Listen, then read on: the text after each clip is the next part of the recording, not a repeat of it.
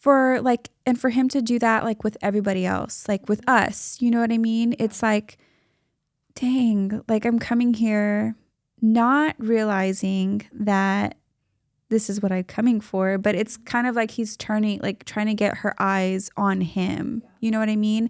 And he does that with us also. And then I also just think that goes back to like the love that God has for us, or in this moment, the love that Jesus showed to this woman, that he was like, I have all of your crap.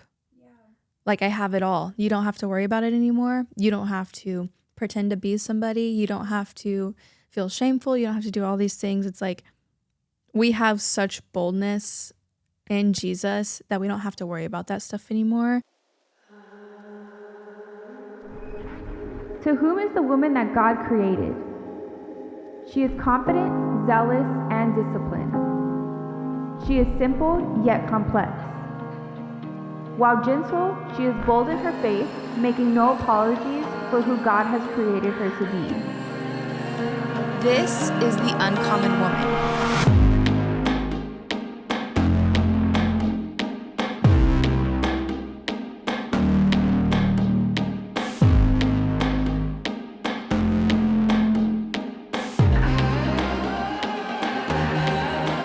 Hey, wildflowers! I'm Melanie. And I'm Morgan. And this is the Uncommon Woman's podcast, where we are creating community by engaging, equipping, and empowering women through the gospel. Mm-hmm. And this week, we're actually talking about a story in the Bible that you are probably very familiar with, but we're going to be looking at it really in a different perspective. Uh-huh. I just feel like people just don't actually get to it the way we're probably going to get to it today. Yeah. But I wanted to know, Morgan, when was a time that you, I guess, felt God's unconditional love? I know. So I feel like it can come from so many different areas of my life, right? Yeah. So many different ones, but I guess the one that actually stands out to me right now is because it happened most recent, but last year I went through something really traumatic, and long story short, because we'll get into it eventually. Yeah. It'll come up, but long story short, I lost somebody that was really important to me, and somebody who was a huge part of my life. And so this is going to sound kind of off, but we're talking about love. Yeah. But at the same, when all this happened, I felt so betrayed and angry and lonely and hurt and just forgotten by God. And that whole thing was insane. And even though I felt all of those things, I still knew at the end of the day, the only thing that could get me through that was God. Yeah. So it was kind of an internal battle with myself of literally every day for the longest time was just I just have to get through today. Yeah. And it's so crazy because even though I felt all those things, I still knew that God was going to be there, hands open, waiting for me. And I think that's just his love that he has for us, because I got angry, I said some ugly things, and if you were to say some of those things, or feel that way towards somebody physical, if I felt that way towards you, you'd probably be I do not want to talk to you ever again. Block. But yeah, you're blocked. You're blocked, muted, get out of here. Yeah. But I feel it's just so crazy and so hurts my head sometimes to think about. And also I could cry sometimes thinking about how God's love is so insane and just so wide that we're not even able to understand how or why he does that. No, I totally get it. And I 100% agree. And I hear what you're saying, and I can relate to the part where you're where you would feel overwhelmed with all of that, because even me, there's times where I am okay, I'm gonna go change whoever's diaper, and in reality, I'm just Lord, get me together. Yeah. Help me get together, because I literally am about to lose it, or, you know, like it's hard. And I don't know, like it's like how you said, like it's that internal battle with yourself, you know? I think for me, it like, I don't remember like a specific time or a place where it was like, oh my gosh. Like an aha. Yeah. Like I don't know, like where God was just like opened like up the heavens and he was like, hey. And I was like, you. oh my gosh. Like, I don't remember a time specifically like that. I just like, I don't know. It's weird. Like, it was just something that I was like struggling with. Like, I knew God was who he was, but for me to believe that God could unconditionally love me, I was like, what do you mean? Yeah. Like, how could somebody? Yeah. And I don't know if it's because I didn't have I did have like a stepdad who showed me love, you know, throughout the years, but it was like I didn't have like my dad, you know what I'm saying? Yeah. And I know that a lot of girls relate to this because it's like, okay, yeah, I can, you know, like my stepdad will love me, and I'm not knocking that love at all because I love that love. But it was like this hole was there where I didn't have my dad's love, or I did. It wasn't like something that it was shown often to me. Yeah. And so I always felt like I had to do something to prove it. Like I had to like be nice or like be, you know, present like a or good whatever. kid. Yeah, I had to be a good kid or whatever. And for a long time, it was like I had to do all these things like for God to love me, when in reality, he had already loved me. It was just in my mind that I was thinking this. And it was like, okay, let me pray every night before bed, even though like I didn't have to do that. But yeah, it's like a good thing to do. I mean, I do that now still. Or it's like pray before you eat to make sure, you know, I'm on good basis with the Lord. Like, you know what I mean? Like, please don't let me choke on this food. You said don't choke. I said don't hurt my stomach. Morgan's lactose intolerant, if you didn't know. But it's like, you know what I'm saying? Like, I felt like I had to do all these things to get his love. But like I said a while ago, like in reality, he already loved me unconditionally. It just, I didn't understand that he did. You know what I mean? And it was hard that I had to learn like God's love has no strings attached, like at all, which blows my mind, first of all, because us as humans, like we're like, oh, like what we said, you get blocked. Yes. You hit me wrong. I will block you, mute our conversation, and bye-bye. Yeah. But it's like, it's not like that with God. And I don't know, it was crazy. It was like an overtime where I was like, I would realize these things like, oh my gosh, like, no, he's still here. Like I'd be reading and it's like, God loves you. Yeah. Or like I'd have like a mentor tell me like, God still loves you. And I'm like, does he really? Like, but he does. And he still does to this day. And it's just, it's a crazy thought for me to have gone through a season where I didn't understand and then to like just understand. Yeah. You know what I'm saying? Yeah. Yeah. Yeah. And I think like what you were saying of like, it's like, you know it, but you don't know it at the same time. And like for me, like I've told people, like the basis of Christianity is like, God loved you so much, he sent his son to die for you. Like John 3:16. Yeah. Like if I asked you to quote a verse, that's probably the one that you would quote. Like it's just like, it's like the number one, I feel like. And it's like, okay, yeah, we know that, but do you really know that? And is that like evident? I just think it's really crazy. But the story that makes me think about all this is the Samaritan woman from John, where Jesus has this conversation with this woman, and it's kind of like what we were saying, like an aha moment of like, oh, I don't have to be this certain type of person for him to love me. Like he just loves me regardless. Yeah. And that's it. Yeah. No, it does remind me of the same story. And it's crazy because we were just reading about this not that long ago in Bible study, and I was like, Yes. This is so cool. This is it. It's like all the stories in the Bible point back to something. I know. And so when we're reading this, we're like, oh my gosh, yeah, this is so cool. We just read this like a few weeks ago. Seriously. Yeah. But so before we get into the Samaritan woman at the well, I wanted to give you guys some backstory because it's a lot. There's a lot going on.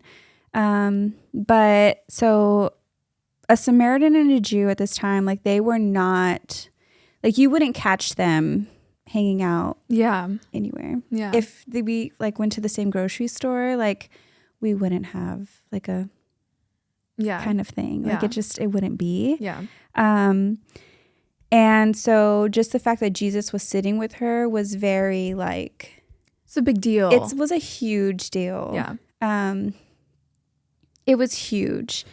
And so I want to go into like who this woman actually was, just because I feel like this story, like I said in the very beginning, like I feel like people don't really put the weight on it that it holds. Yeah. But also I feel like we don't really look at who this woman was. You know what I'm saying? To see like the significance of it and like why it's in the Bible. Exactly. Like I feel like it's just like, oh, Jesus met this woman at the well. He can meet anyone, anywhere, at any time. Yeah. And it's like, oh, then they run off and they go and spread the gospel. It's like, okay, let's talk about this woman first. Like, like there's a reason that she's in here. Yeah. So we know that this Samaritan woman, she doesn't have a name. Yeah. That we know of. At least not here. Yeah. There's not a name in here. She has a name, we just don't know it. She has a name, we just don't know who it is. Yeah.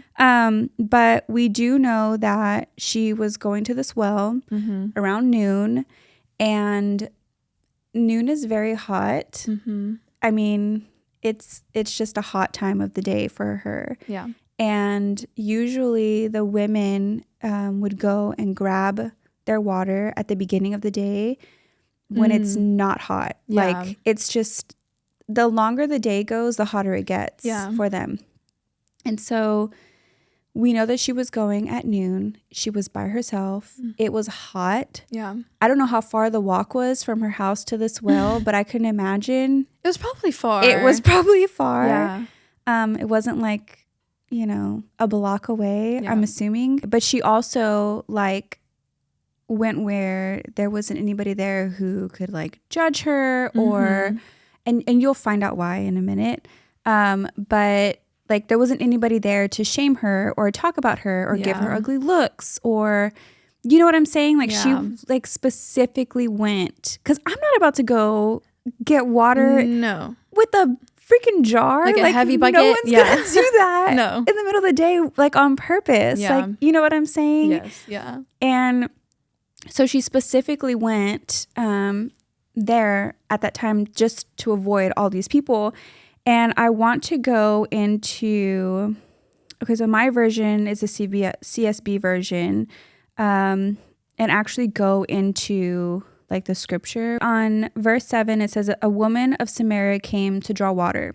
That's who we're talking about. This is the lady. This is the lady, guys. This is her. She is there and Jesus is there, and he's like, give me a drink, because his disciples had gone into town to buy him food because they were like, you look really hungry. Yeah. For this. Let me get you something to eat. And so they took off to go get him food, and he's sitting there and she is like just minding her own business. And he's like, give me a drink. And the fact that he like was talking to her with like familiarity, you know what I'm saying? Yeah. It was like hello, whoa. Excuse me? It's like if someone I didn't know, complete stranger, because she didn't know that this was Jesus at the time, right? Like this was just a guy that was sitting there. You know what I'm saying? Yeah. And like just to be able to talk to her, just like, hey. Just regularly. Yeah, just like, give me a drink of your water. Yeah.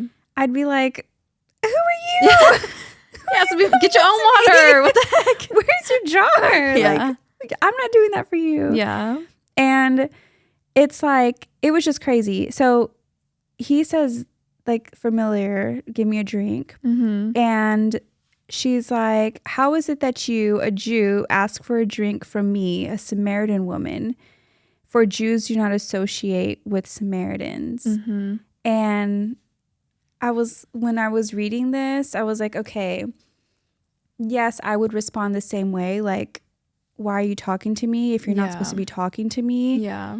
And the fact that she knows, like, already, like, you're not supposed to be talking to me. Like, you're breaking rules already. Yeah. And we haven't even had, like, a full, like, introduction. Like, you don't know who I am kind of thing. You know what I'm saying? Yeah.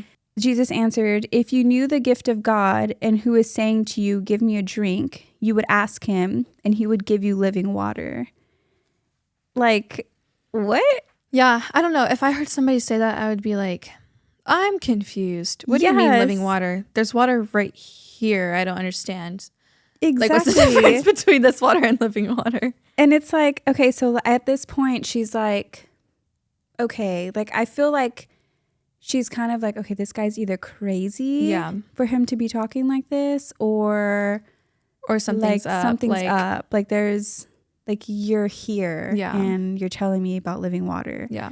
And she knows that he's a Jew. And so I feel like she's, like, starting to, like, click in her mind. Like, you know what I'm saying? Yeah.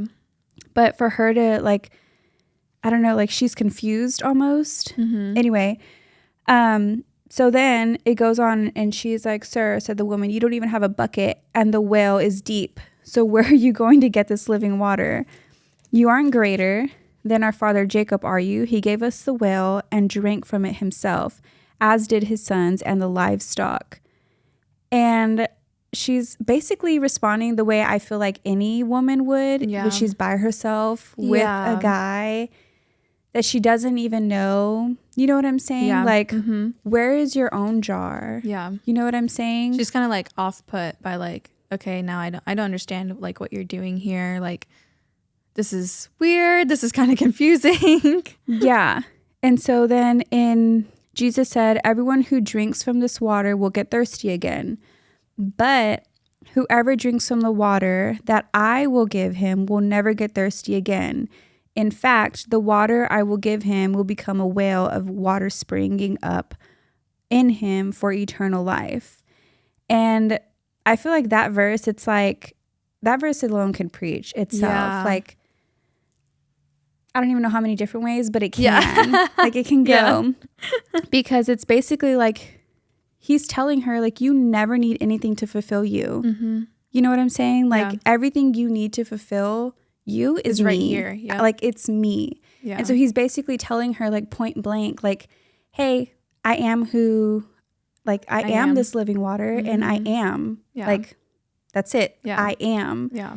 And I feel like she's listening, but she's not listening. Yeah. You know what I'm saying? Like, I don't know. It's like sometimes when you're reading a book and your eyes are, I do this all the time when I'm reading a book, but then my mind is like going somewhere else. So it's like I'm reading, but I'm not really reading. So she's like hearing him, but she's kind of like, it's kind of like going over her head a little bit. Yeah. So yeah, after that, and then it goes into verse 15, she says, sir, the woman said to him, give me this water so that I won't get thirsty and come here to drink water. Come here to draw water. So now she's like, okay, now you're talking about this. Like, I want it. I want in on what you're saying.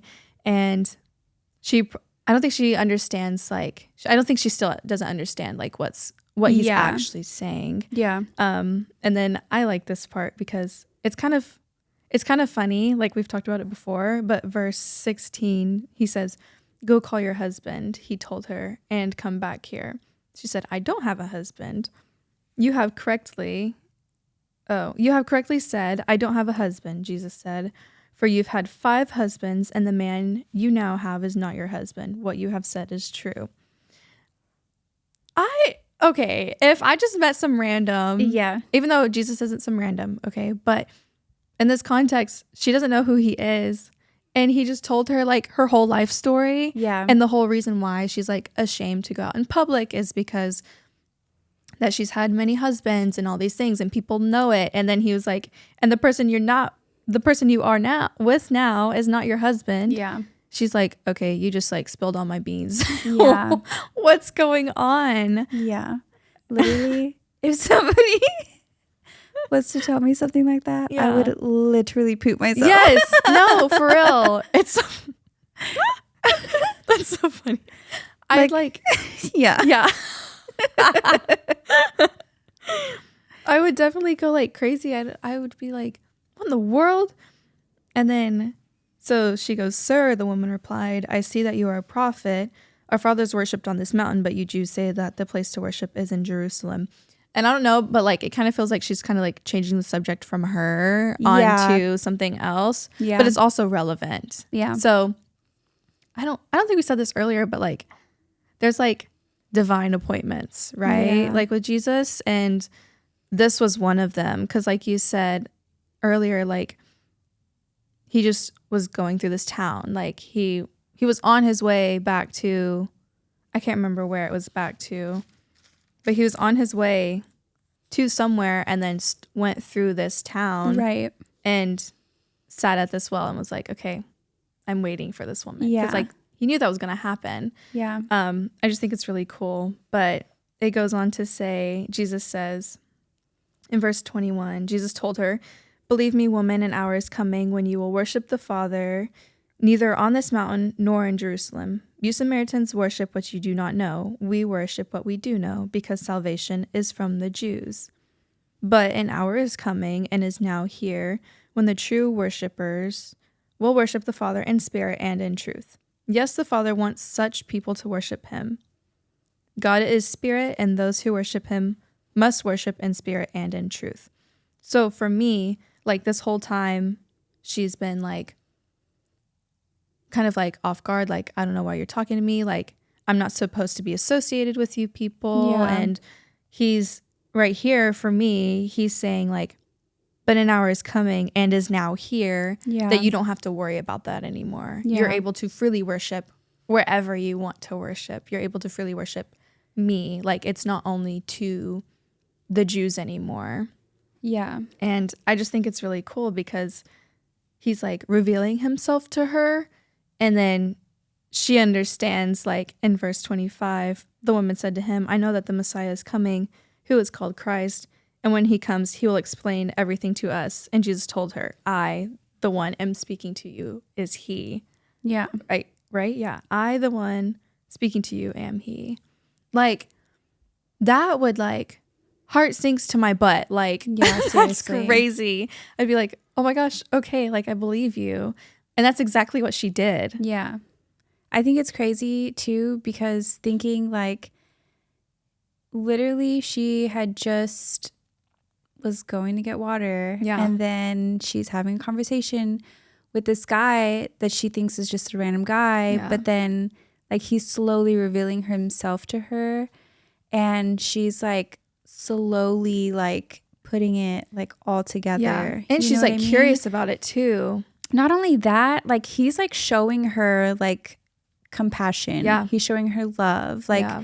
he's not judging her. Mhm. You know what I mean? Like it may sound like he's judging her. Like if you're reading it a certain way, like Yeah. if you're reading it with some sass, Yeah. like, yeah, Woman, you You had 5 husbands. yes, like Yeah. it can come off that way, but Yeah. he's not like, that's not God. Like that's not this God. Yeah. You know what I'm saying? And it's so sweet also like to think like how kind he's being and like just like how much love he's showing her. Yeah. You know what I'm saying? Yeah. Like for like, and for him to do that like with everybody else, like with us, you know what I mean? Yeah. It's like, dang, like I'm coming here not realizing that this is what I'm coming for, but it's kind of like he's trying to get her eyes on him. Yeah. You know what I mean? And he does that with us also, right? It's like in such a loving and like, I don't know what other way to say it, but like kind and sweet, you know, like he's not like forcing us to love him or forcing our eyes on him. He's like, hey, I can fill all those holes that you have. Like you don't need anything else. You don't need 5 husbands, girl. Yeah. Like just look at me Yeah. and I'll take away all of your sin. Yeah. I will take away all of that hurt. I will fill you with love and with patience. And I'm about to talk about the fruits of the Spirit. Fruits of the Spirit. Literally Jesus. That's But funny. you know what I'm saying? Like, I feel like he's like just gently like trying to get her eyes to be focused on him. Yeah. You know what I'm saying? Yeah. And I love it. And I think it's crazy because this next part is like what blows my mind. Yeah. And I feel like,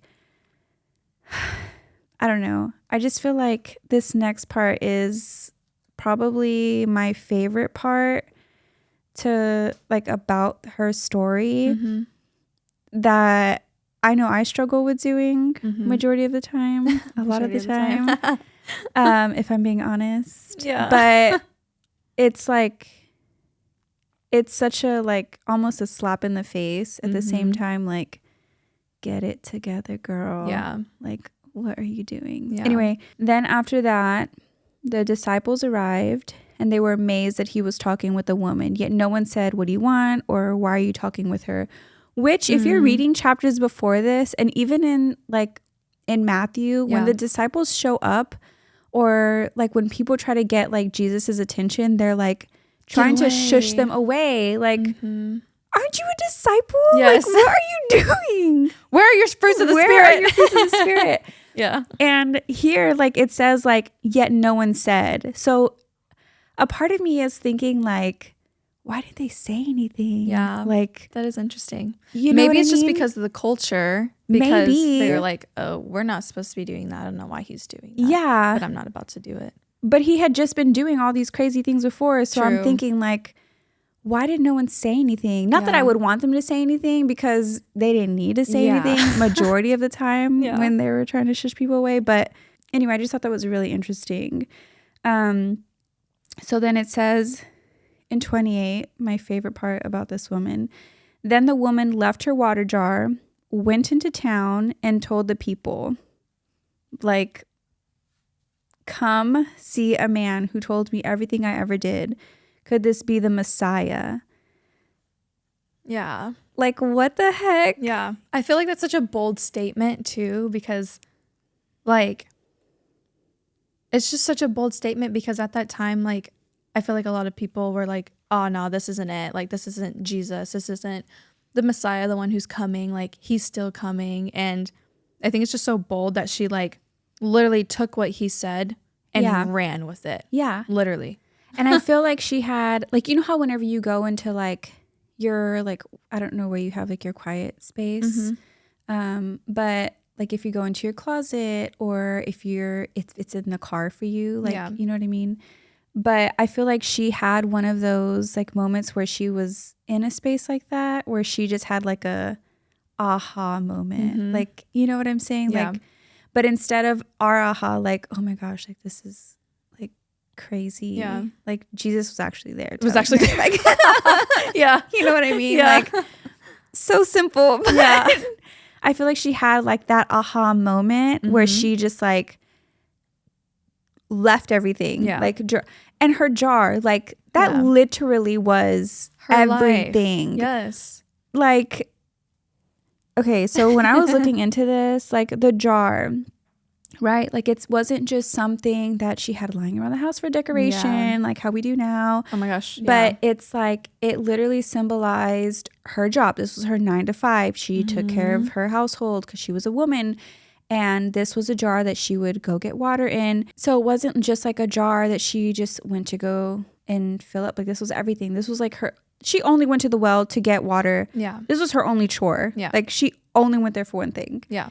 And she left it there. Yeah. Once she forgot about the chore that she went to go do. You're like, why'd you forget? Like she forgot that, oh no, my family needs water. Yes. Like, yeah, that's a big thing. Who who knows if she had even like how many kids she had, if she had any kids, if like her mother was living with her or her husband's parents were living with them. Like, who was this water for? You know what I'm saying? Yeah. And it's like the significance of her leaving that there. She was just like, I'm done with everything. I'm like, this doesn't have any urgency at all. Like, I need to go and tell these people. Yeah. Not only was she going to go tell the people of her town, but she was like, the same people in her town were the people who were judging her, the people who were isolating her, the people who were like shaming her every single day, like to the point that she had to go get water in the middle when of the nobody day. Was around. Like she's literally avoiding these people, and these are the same people that she left her 9 to 5 for to go tell them about Jesus. Yes. Like I don't know. Like this, like it's such an eye opener for me too, because it's like where am I doing? Yeah. Who cares what people are saying about you? Who cares if people are shaming you? Like, I think we had talked about this in another episode. Like, for me, it was like women's ministry. Like, I didn't want to do that because of the way people would talk about me, because it was so hypocritical. Yeah. This woman did not care. Yeah. Like, what the heck? Yeah.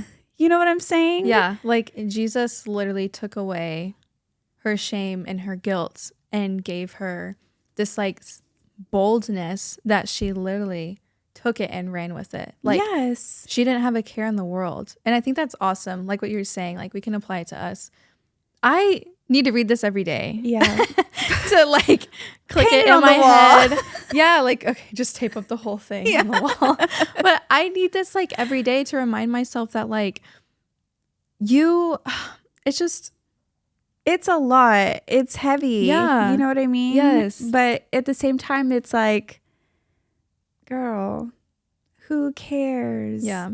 And he even said like, or she said like, I see that you're a prophet. Our ancestors worshipped on this mountain. And it's like, she acknowledged it. Yeah, she did. And she knows. And then she had her aha moment. Yeah. And she was like, bump this water jar. I gotta go tell everybody.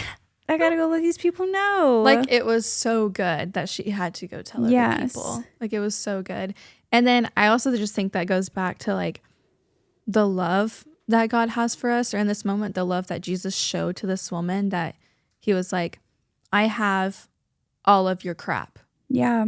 Like, I have it all. You don't have to worry about it anymore. You don't have to pretend to be somebody. You don't have to feel shameful. You don't have to do all these things. It's like, we have such boldness in Jesus that we don't have to worry about that stuff anymore. Yeah. I really like that. And I'm going to read verses 39 through 42, because this is just like, I really like it, because it just goes to show like how your faith can impact other people. Yeah. And like what we were just saying, like, okay, what does that have to do with me? Like, you can be the same way that this woman was and go run back to those people that you think are judging you and who are looking at you sideways. Like, you can run back to them and be like, look, I don't care what you think about me, but this dude cares about you way more. Like, you have to hear this and you have to believe in this. Yeah. So verses 39, now many Samaritans from that town believed in him believed in Jesus because of what the woman said when she testified. He told me everything I ever did. So when the Samaritans came to him, they asked him to stay with them, and they stayed there 2 days, and he stayed there 2 days. So these people heard this woman. Okay, so say this woman came running in like a crazy lady, being like, this dude told me everything about myself. He told me I got all these husbands and all this stuff. I'd be like, who is this lady right now? But then they're like, whenever she said, he told me everything I ever did, they were like, okay, we got to see this for ourselves. Yeah. And then they asked him to stay there. And I think it's like kind of testing the waters, right? Of like, okay, is this dude really who she says he is and who he says he is? And then it goes, verse 41, many more believed because of what he said. And they told the woman, we no longer believe because of what you said, since we have heard for ourselves and know that this is really the Savior of the world. I know. Like, are you kidding me right now? I know. That's freaking awesome. Then that makes me go back and think of like, dude, why aren't I taking every opportunity I can to share this with somebody? Yeah. Like, this is good freaking news that you don't have to carry your crap. You don't have to like fill your life with something else like that is superficial and worldly. Like, you can have something that literally overflows your cup. Like, takes everything off of you. You don't have to feel all this stuff. You can feel loved and joyful. Yeah. Again, the fruits of the Spirit. You can feel all those things because of Jesus. Yeah. Like, that's just insane to me. It is insane. And I love how it said, like, she testified. Yeah. You know what I mean? Because she's like avoiding all these people, and then she went to everyone and she literally, I guess you can say, like, put her life on the line. You know what Probably. I mean? Yeah. Yeah. If it was like that extreme. Yeah. You know? Like her sins. Yeah. Yeah. And I think it's also cool because it's like, they said, like, we no longer believe because of what you said, but because of what we've seen. Yeah. And I think that's also important for us because I feel like we talked about this in later episodes, but yeah. like, you're supposed to have your own relationship with God. Like, it's not like a passed down generation type thing. It's like, okay, like, I grew up in church my whole life, but like I was saying earlier, I've heard Jesus loves you, God loves you, plans are straight for you, like all these different things. But once it came to my actual faith, I was like, okay, crap, what do I actually believe in? Yeah. And I think this just goes to show, like, your relationship with Jesus is so, like, personal and so intimate. Yeah. And then the fact that you can have that love too, and it's unconditional, like, it's not going away. I know. It's just like, it's just so, like, mind blowing to me. It really is mind blowing. Yeah. I love it though, but yeah, I don't know. It's just a relationship that you have to invest in, and like, you'll see just growth from it. You'll see so much from it, and then you get to experience that love too. Yeah. Like, it's not just for other people to have. Like, you can have it too. Exactly. Oh, I love that. Ooh, put that on a shirt. Yeah. You get to experience it too. But how can we, like, put this into real life? Like, how can we go and live out our days like this? So I think for sure, like, just like the Samaritan woman, like, I mean, I'm not saying go stand on top of, you know, the toiletries at HEB and testify that the Lord is the Lord. Yeah. I mean, you can if you want, but I mean, I'm not saying that that's going to go well for you, but I am saying, like, she knew who she was targeting, you know, like the people who hurt her. Yeah. She knew who she was going for or who she had to go tell. Yeah. So I feel like getting a couple of people, one person is great. Somebody, you know, anybody who wants to spend time with you and read the Bible. Yeah. But at least one person, or you can grab like 3 or 4. Yeah. You know what I mean? Make it a thing. Yeah. Go get Chick-fil-A. Yeah. Read the Bible together. Yes. You know what I mean? And I think, like, if you see the urgency the way this Samaritan woman did, it won't be as intimidating to do that. Yeah. And it's like, because you're now experiencing, I mean, like, God has loved you from the get-go, whether you believe it now or you believe it 5 years from now. And so, like, that's always been available to you. But then once you start experiencing those things, it's like when somebody starts caring for you, I feel like it pushes you to care for other people. No, seriously. Like, real life, like physical, like, Yeah. like, I care for you, you care for me. Like, it's just back and forth. And I feel like it's the same thing with God. Like, God shows us this love, we're able to portray it to other people because we're seeing it portrayed to us. Like, we're receiving that, we're like digesting it, and like, oh my gosh, this is awesome. I want other people to feel this way too. Exactly. So like what you said, like the urgency of how the Samaritan woman ran to those people, even though she didn't necessarily like them. She's like, okay, but I can love you enough to share this news with you. I think so. Finding somebody or a couple people, somebodies, and doing that, I think, is helpful. I just think that's like a really good, like, starting point to get to be more fearless. Yeah, like the Samaritan woman. Ooh. We're saying some good stuff. No, I'm just kidding. But also, like, I encourage you guys to, like, dive deeper into this, because like what Melanie said earlier, there's so many different, like, aspects that you can take from this, and so many different little nuggets.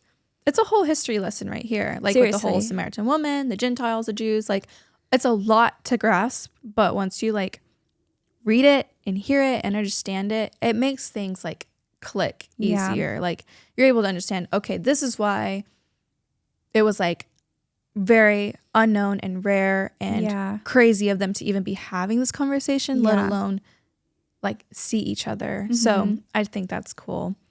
I think another thing is like, just like her, like, don't wear your baggage on your forehead. Ooh, yeah. You know what I'm saying? Like, she didn't care. Yeah. She didn't care at all.